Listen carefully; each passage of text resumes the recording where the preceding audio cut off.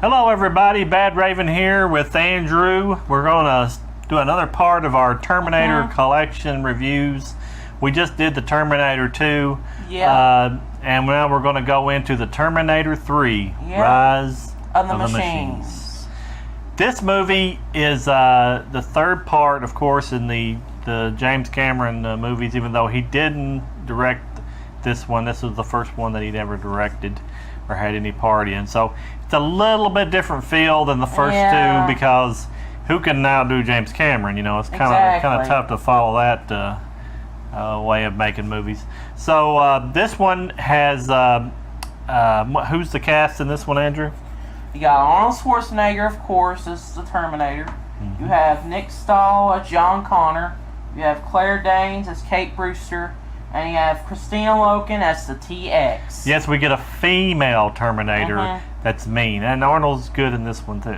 I mean, I'm talking about good acting. I'm talking about he's a good Terminator. He's the good Terminator. This came out July 2nd, 2003. Like I said, it had a girl Terminator. And I tell you, when they come back through time at the beginning of it, I was pleasantly surprised that she came back just like all the men did. And you know what I'm talking about here. That was thumbs up for me in that part for sure.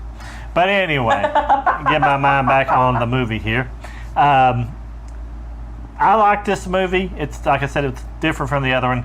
Let me kind of give you a general guideline of what it's about.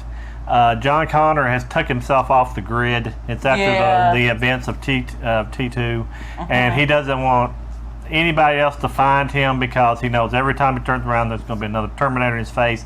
So he wants to be able to be not found, so he's not on any kind of computer database whatsoever, and he's staying off the grid. Well, that doesn't stop Skynet in the future. I know. And by the way, you know how I said there was only one Terminator sent back? Then I said, no. There's been two Terminators back? No. There's three Terminators. They're awful busy up there in the future when they've been defeated. I don't know how they keep making these Terminators and sending them back.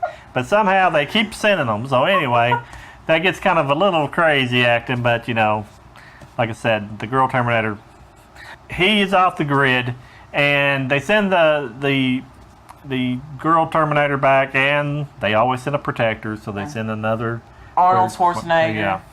We find out though that when he is not controlled by John Connor. John Connor is not the one that gives him order. It's his wife in the future, which is, what's her name? I can't think of her name offhand. He just read her off. Kate Brewster. Yeah, Kate Brewster. Yeah. She has to send him back through time because John is dead in the future. She has to send, and he only listens to her orders, because John tries to give him some orders. He's like, hey, you're supposed to listen to me. He said, no, you're dead. He said, your wife sent me.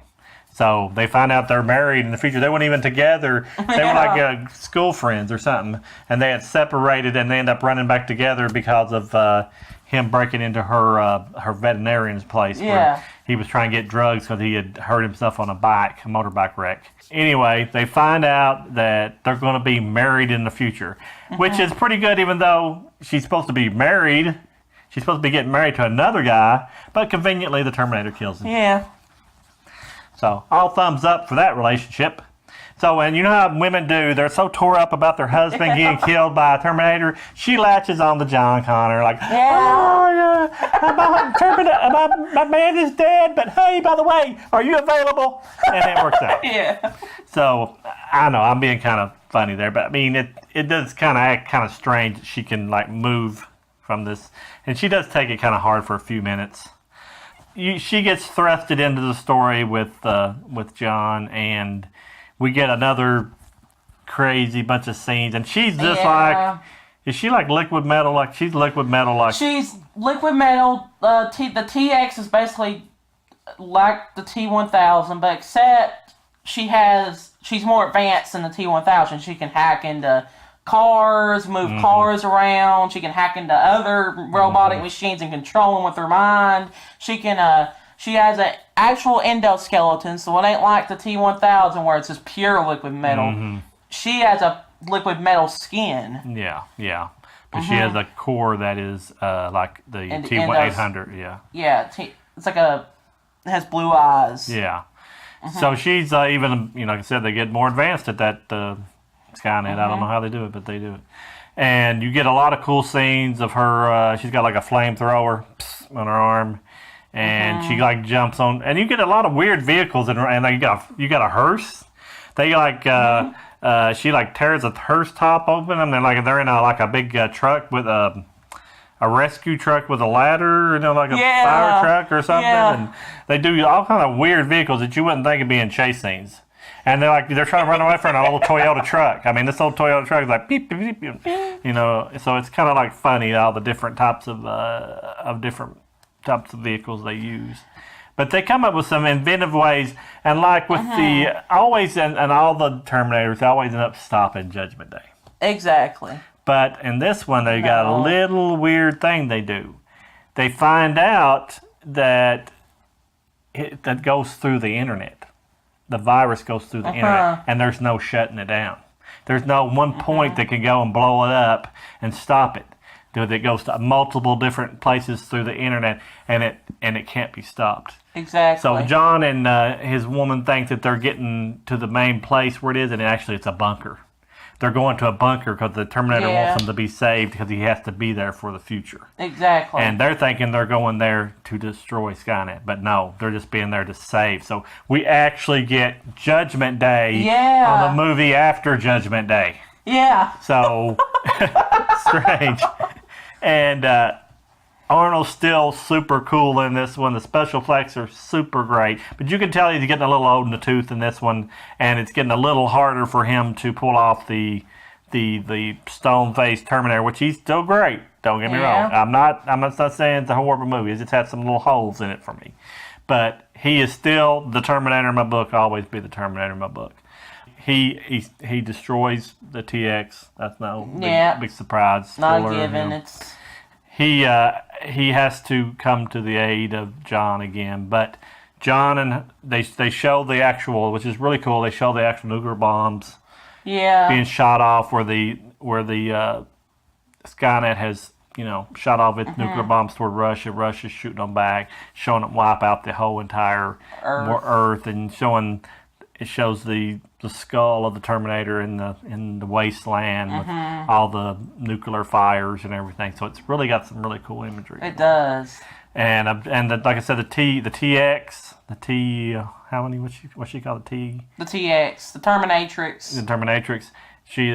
She's a good Terminator. I mean, I don't care what anybody says. She may not be the Patrick guy, but she is her own type of Terminator, and I think she does a tremendous job. Is there anything you want to add to the story or anything like that? Well, there is one thing that this movie does that's different from the first two movies, is that this one's way more comedic, way more hilarious. Like, it's got a lot more comedy elements, it's got a lot more jokes thrown in, and it kind of gets hokey. I mean, like, when he comes back, all once he's always naked at the beginning when he comes through there. Yeah. He comes at a strip club for women. So, I mean, and he ends up getting a guy's clothes and some really sparkly glasses. Then he's like this, he's like, talk to the hand. Yeah, he catches that from the stripper guy, and he says it in there, and he's got a lot of little quirky things he does in it. So it's kind of, they do a lot of jokes. And that's my one, I'm glad you brought that up, that's my one beef with the movie. I know you can't be gloom and doom all the time, but they kind of made fun of the Terminator a little bit in there. They kind of did. I didn't like that. I didn't like that they kind of made him a comical character. And, he's a bad butt, but he shouldn't be saying talk to the hand. That's kind of silly. And going to a strip club, I didn't like that part. But all in all, it was a good entry into the thing. I mean, it may not be my favorite, but it ain't my worst. Salvation. But anyway, it's better than most. Salvation. But we would just want to show you now some of our different media that we got. Oh yeah, so we got the VHS version right here. So actually, I think I read up. I think it's one of the last VHSs ever made. So Well, one of the last one of the last movies to be made for VHS. So that shows you that VHS pretty much died after like 2003, evidently. Yeah. 2004. Then you got the DVD version. This is the version I again watched the first time when I watched this one. This is the first version I watched. Mm-hmm. So yeah. Let's open it up and see if there's any disc art. Yeah, there's disc art right there. Disc 1 shows the T800 right there. Looks pretty cool.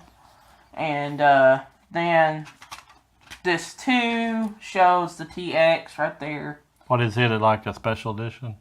No, I think it's a special features. I think that's all it is. Okay. Yeah, I think that's what it is. But mm-hmm. yeah. So then you got, of course, the Blu-ray. We got the Blu-ray of it. So all I like about the Blu-ray, her anatomy looks very good in crystal clear, high definition. All right. It does. Okay. Anyway. Sorry, I can't get past that part. Yeah. I think I rewound that part so much that our Blu-ray player blew up. I don't know. Could I? Yeah, it's probably what happened. That's probably why our Blu-ray player doesn't work wonder anymore. why it freezes during that part all the time. I don't know. I guess you can burn into the laser. Yeah, there's a disc art for that one. Hold on, I think, yeah, that's right. Mm-hmm. Yeah, I like this movie. Andrew was too young to go to the theater to watch any of those. I think they're all rated R. Well, I don't have anything else to say about the Terminator 3 movie besides that it's still a decent movie and it belongs in the collection. I was looking on the internet and I don't know why people hate it. I think it's a pretty decent movie. I think that you should go watch it. I don't think it's a must watch, but I think that you should give it a look. You know what I mean? Yeah. See what you think about it and stuff. So. Yeah. Yeah, but I mean, like I said, it's in our collection for a reason, and we wouldn't put it there if we didn't like it. We're gonna tell you that we're gonna be doing I'm gonna be doing the Salvation one next, and we're gonna do the what's after Salvation? Genesis. Genesis, which I will be back for. Yeah, we'll have him back for that one. But like we said, I'll remember that the question video is out there still yet. You got to the 10th or the 11th of this month to ask the Bad Raven a question. I'm going to make a separate video of all the answers I want to get you. So get over to that video and put a lot of questions down for me because we're kind of lacking on questions right now. I ain't got very many.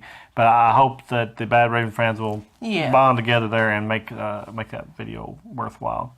But before we go, I'd like to tell you that to remember... The Bad Raven is your friend. Yes, Andrew remembered. And that we're always looking out for you and we're looking out for good movies for you. So we'd like to thank you for watching and we're going to let you go and we'll see you guys. Goodbye.